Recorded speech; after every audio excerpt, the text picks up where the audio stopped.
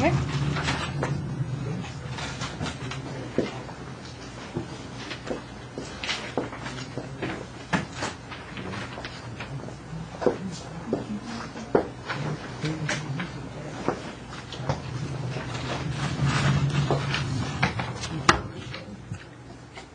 Hey, Mike, will you grab the door for me, please, dear?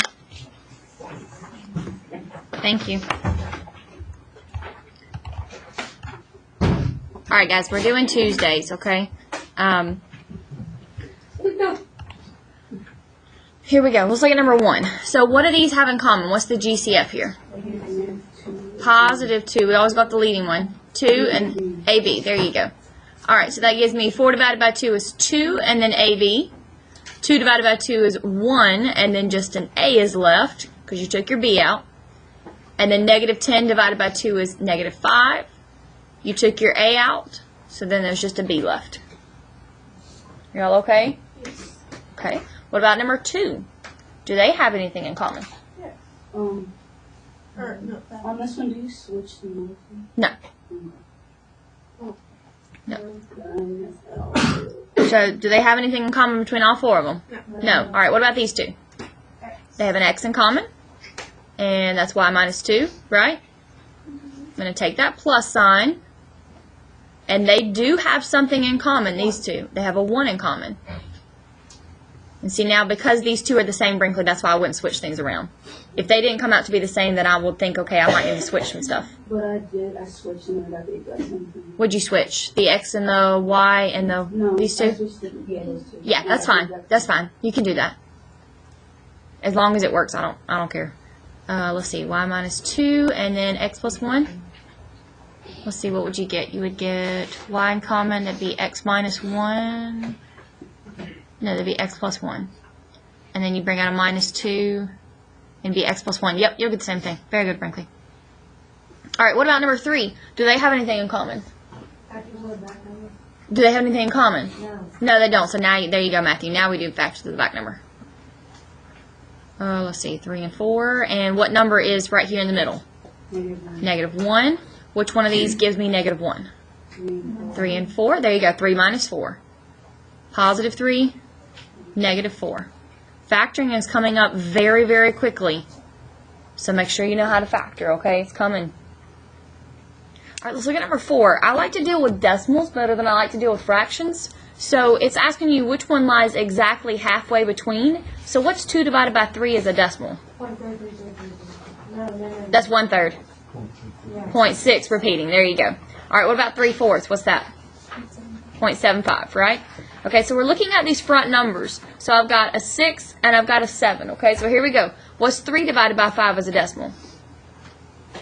0.6. 0.6 and it stops? Yes. Okay, so is that between these two? If this is 6, 6? No. All right. What about 5 divided by 6? 0.8. All right. 0.8 is not between 0.6 and 0.7, right? It's after 0.7. What about 7 divided by 12?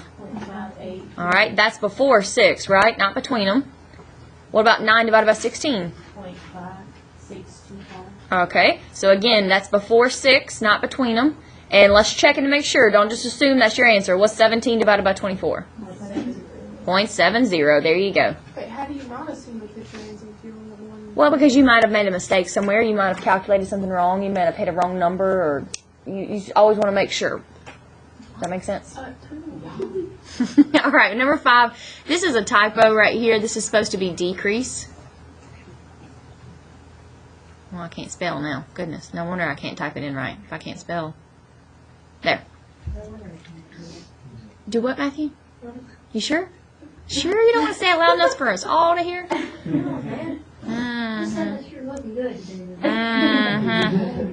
Well, it is career day, isn't it?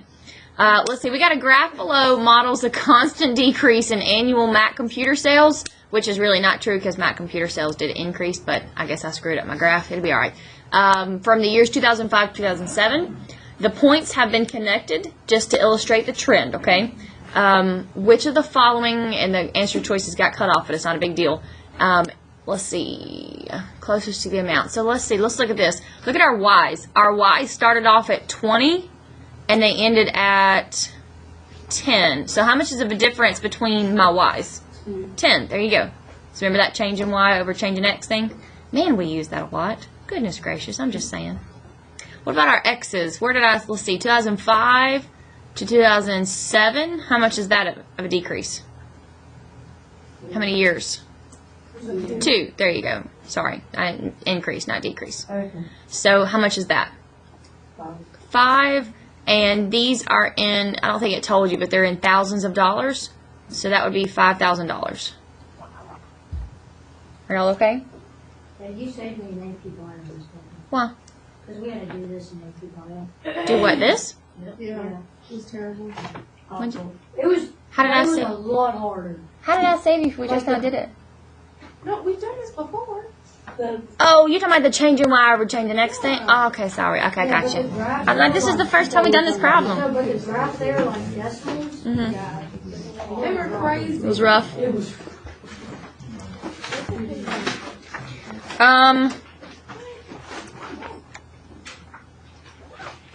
So here we go. Y'all ready? Page 4?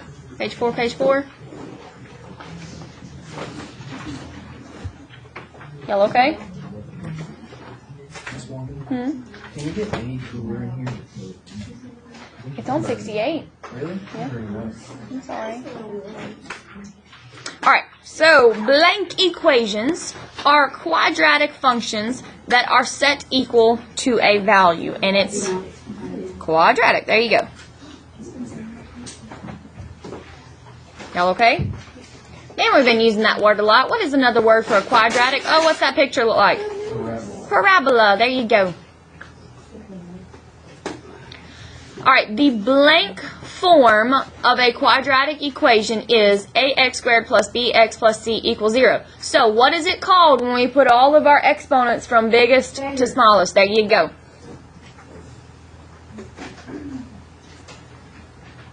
Y'all okay? Standard form just means, look at my exponents. It's a square, then it's a 1, and then it's a nothing with an x, okay? Where a cannot be equal to 0. Again, why can a not be equal to 0? Because what happens to your quadratic term then? It goes away, and all you have left is a linear term, which is a straight line. Are y'all okay? All right. So what do we have? And a, b, and c are integers. What were integers? Numbers. What more specific? Positive and negative. Positive and negative numbers, right? So the solutions of a quadratic equation are called the roots. They're called the roots. Or we can also call them, what did we call them yesterday when we went on our calculator? It was number 2 on your calculator. When you went to function, zeros, there you go. We can call them zeros. Why can we call them zeros? Oh my gosh, because what happens at an intercept? What number do you have? 0. There you go. All right, so there's 3 different types of solutions. Do you remember the bell ringer problem that we did yesterday with the parabola? And then we had to find y equals 0 where it went through and then it hit it and had a positive and a negative solution. Do y'all remember that from yesterday? They called these the solutions. Okay, so we have 3 different types of solutions. One solution means that it hits the x-axis how many times? Once. 2 real solutions means that it hits twice. No real solutions means never hits it. Remember number 2 on your notes yesterday, how it never hit the x-axis? Is this ringing some bells to y'all? Okay, alright, here we go. Number 1. Alright, use the related graph of each equation to determine the solutions. So let's look at number 1. Number 1 gives you the related graph right below it. So, how many solutions does number 1 have? No solutions. Are y'all okay? Do y'all see now why we called things no solutions before? Because they didn't hit the x-axis or they were parallel lines? Alright, what about number 2? Number 2's graph is right below it.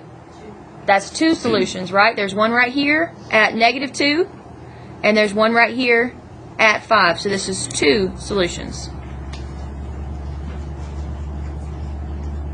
Alright, what about number 3? The graph's right below it. 1 solution that looks like it's 1, 2, 3, negative 4. Is that right? Are y'all okay? Yes, no, baby? Alright, so let's look at this. Solve each quadratic equation by graphing, okay? By graphing. So you got your graphing calculator ready to go? Yes, ma'am. Before we can graph it, though. All right, let's see how good you were from 9th grade. Let's see how much you remember from 9th grade. You ready? Woo. No. All right. So when we had an exponent, remember when we were in algebra, I stressed and stressed and stressed and stressed. If you have an exponent, I always want it to equal what number? What number?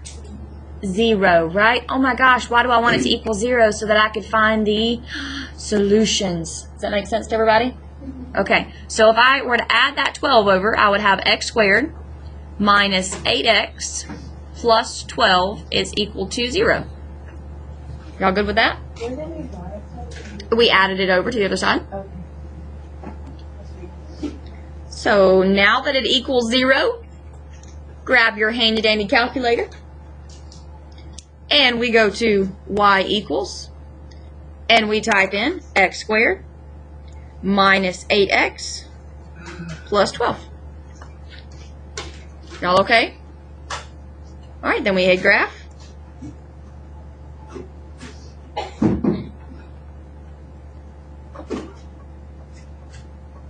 Are y'all okay? Anybody have any issues? Okay, so I'm assuming that my solutions, my x-intercepts, my zeros, my roots, they've got a bunch of different names, right? I'm assuming that they're at positive 2 and 1, 2, 3, 4, 5, 6. Is that 6? Yep. Okay, what would be a quicker way, instead of us going through those roots and moving my arrow over and hit enter and moving my arrow over and hitting enter, what would be a quicker way? Go to table. Go to table? What am I looking for when I go to table? The numbers that match up is 0. The numbers on my total 0. What were those numbers? 2 and 6. 2 and 6. Do I have a 0 at 2? Look at there, I do. Do I have a 0 at 6? Look at there, I do. See how quick and easy that was? Or you could go to, where did we go to do the zeros? Second, calculate, and then we hit 0, right? Can we go through this one time to make sure we remember from yesterday? Is that okay with y'all? All right. So left bound, remember you hit the left arrow. Where's my cursor at? I don't know. Hold on, what's it say? Oh, Lord Jesus. Hold on, mine's all the way up at 30. I know, mine's all the way up at 30. There we go. All right, hit enter. Then the right bound. Let's go to the right. Hit enter. And enter again. Did I get 2, 0? Yep. Did you go to the left first? If you went... You went to the one over here. I got error. Yeah. Oh, is that one? Okay. I got error too.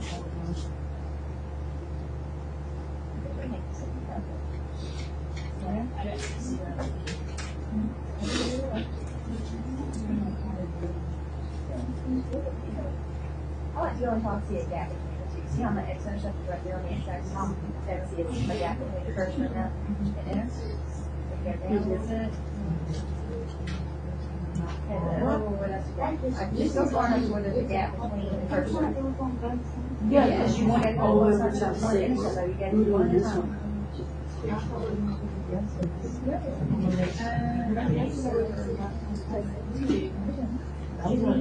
One at a time. That's how you can get errors yesterday. I was getting errors. Left down. All over here. Go down just a little bit below. There you go. Enter again. Yes. All right. So the easy thing that I was showing you. You ready?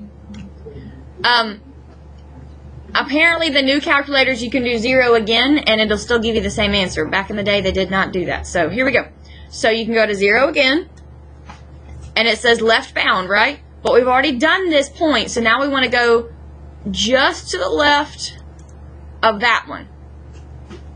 You see my other x-intercept right here? And just go just below that one. Hit enter. And then right bound means I need to go just above that x-intercept. And hit enter again. 6, 0, y'all okay? Connie, what's wrong, baby? Ma'am?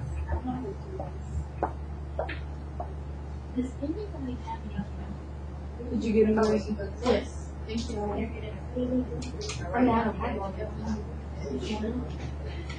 Why do you want gum? All right, here we go. Let's go to the next one. So, I'm sorry, excuse me, we're not done yet. So, what are, let's see, when it says solve, that means I need to know the solutions. So, what are the solutions to this graph? So, it's a 2 solution.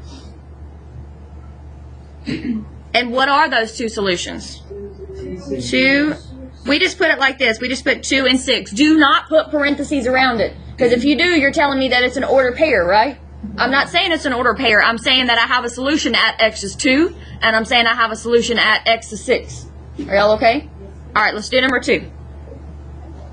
So before I can put this in my calculator, I have to have it equal to what? 0. Now look, I don't want to move this. I want to keep this positive, right? Is it wrong if you have this negative? No. All right, let's see. What do you want to move over? The negative 2x. The negative 2x? So if I move that over, that would be a positive 2x, right? And where's it going to go? It's going to go right after my quadratic term, which is right after the x squared. And when I do that, I have a 12 left. All I did was add that 2x over. But I still can't do anything yet. I've got to have it equal to what number before I can plug it in my calculator? 0. So I'm going to subtract 12, right? So what's 16 subtract 12? 4. Positive 4 or negative 4? Positive 4. There you go. All right, now we can go to our handy-dandy calculator. And we can type in what? We can type in x squared plus 2x plus 4, right? We can hit graph.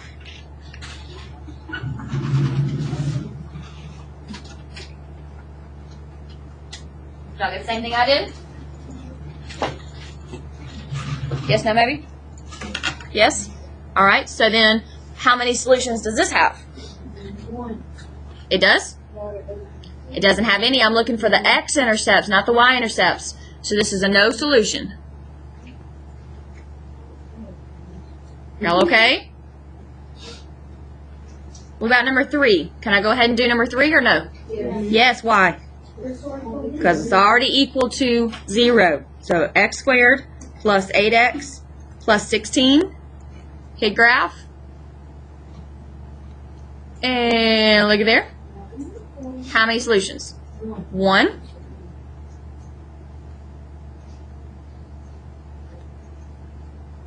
All right. The easiest way to figure out where that solution is, it looks like it's at negative 4, right? Okay, so where can we go first? Second table. And let's check. At negative 4, do I have a 0? Yes, I do. So my solution is at negative 4. Now, can we practice? Is that okay with y'all? We don't have to do this. We are just practicing this. Where do we go? Second calculate. We go to 0, which is 2. Oh, Lord have mercy. Why does it keep putting mine way up there at 15?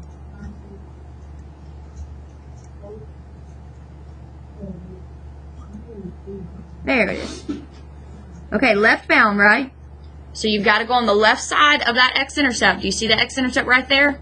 Got to go on the left side of it. Doesn't really matter how far you go as long as you don't go ridiculously far away. Hit enter.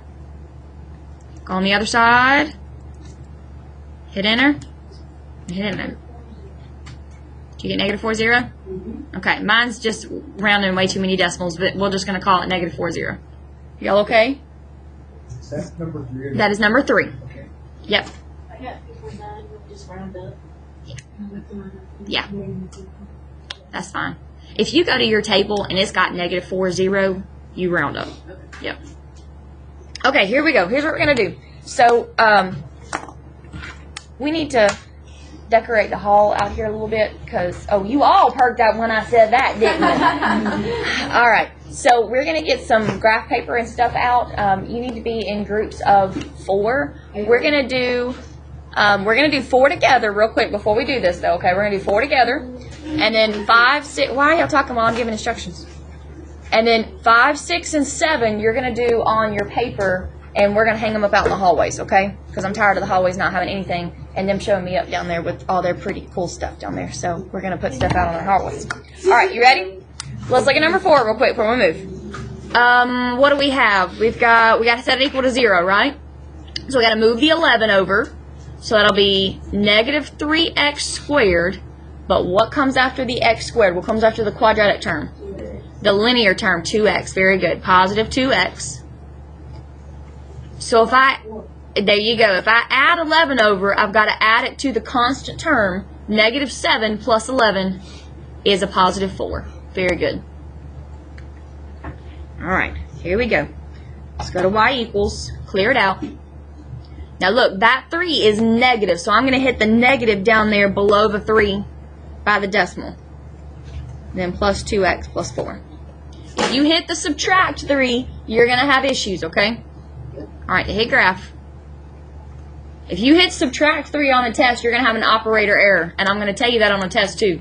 I can fix your calculator error, but I cannot fix your operator error. All right, so how many solutions does this have? 2. It's got 2 of them, right? Okay. All right, we have to do our stuff on this one because these don't look exactly on something. So we got 2 solutions, so we can go ahead and say that.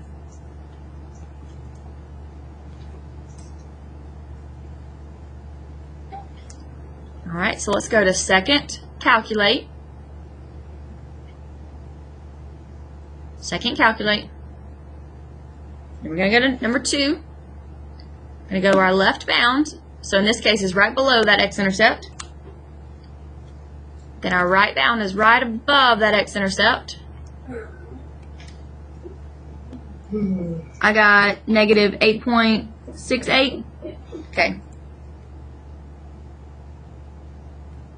Not 8.8. Excuse me. Hold on, Sydney. Let me finish this and I'll be there. All right, then do it again. Second, calculate. Number 2. Go on the left side. This time, the left side would be right above that x-intercept. And then the right side would be right below it. And what is that? 1.535? Okay. Do not put parentheses around it. All right, so here's what we're going to do. Go ahead and get in your groups of 4. You can turn your desk around to each other.